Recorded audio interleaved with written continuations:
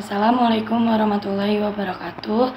Nama saya Putri Amelia Rukmana dari kelas AK3B. Di sini saya akan menjelaskan tentang bagan alir atau flowchart tentang prosedur penerimaan kas dari penjualan tunai. Pertama-tama dimulai dari pelanggan menerima barang. Ketika pelanggan menerima barang yang mereka beli, barang ini akan diserahkan ke bagian penjualan. Lalu, bagian penjualan akan membuat nota penjualan 1 yang berisi rincian transaksi penjualan. Nota ini yang akan diberikan kepada pelanggan untuk bukti pembelian. Lalu, kasir menerima nih nota penjualan 1 dan menerima kas dari pelanggan. Pelanggan membawa nota penjualan 1 ke kasir dan membayar jumlah yang tercantum. Lalu kasir, seperti yang sudah saya jelaskan, kasir menerima uang nih dari pelanggan.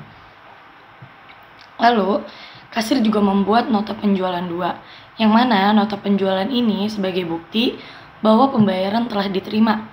Nantinya nota ini diteruskan ke bagian kas untuk menjadi pencatatan. Lalu kasir mengirimkan nota penjualan ketiga, yaitu salinan dari transaksi dan uang kas yang diterima kepada bagian kas.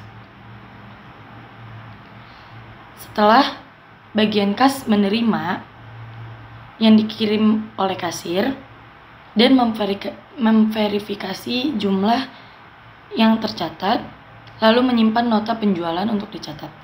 Lalu bukti setor kas dibuat dan dikirim ke bank. Bagian kas akan membuat bukti tersebut dan mengirimkannya kepada bank untuk menyetorkan uang yang diterima. Nah, bukti ini nih penting nih sebagai dokumentasi penyetoran uang kas ke dalam bank. Lalu, bank menerima setoran kas nih, menerima uang kas dari perusahaan, mencatat ke dalam rekening perusahaan. Selanjutnya, bagian kas akan mencatat transaksi tersebut ke dalam jurnal penerimaan kas, yang merupakan buku akuntansi yang mencatat semua penerimaan kas dalam perusahaan.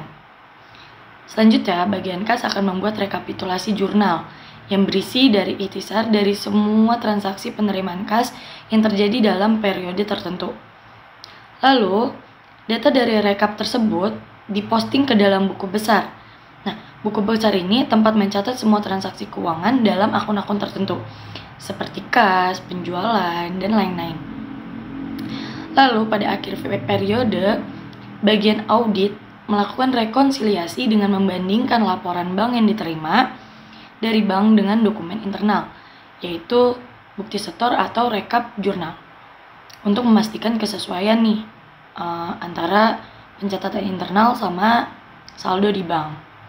Lalu bagian audit akan meninjau semua bukti setornya dan dokumen pendukung lainnya dan memastikan semua transaksi yang tercatat benar dan tidak ada ketidaksesuaian antara catatan perusahaan dan laporan bank. Jadi teman-teman, alur ini tuh menggambarkan secara detail bagaimana sih penerimaan kas dari penjualan tunai, dicatat mulai dari pelanggan melakukan pembayaran sampai transaksi tersebut diposting ke dalam buku besar dan dilaporkan ke dalam bank.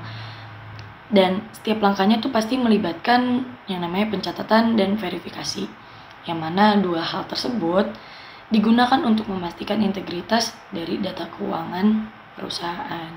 Jadi gitu teman-teman, isi dari bagan alir flowchart ini. Sekian dari saya. Wassalamualaikum warahmatullahi wabarakatuh.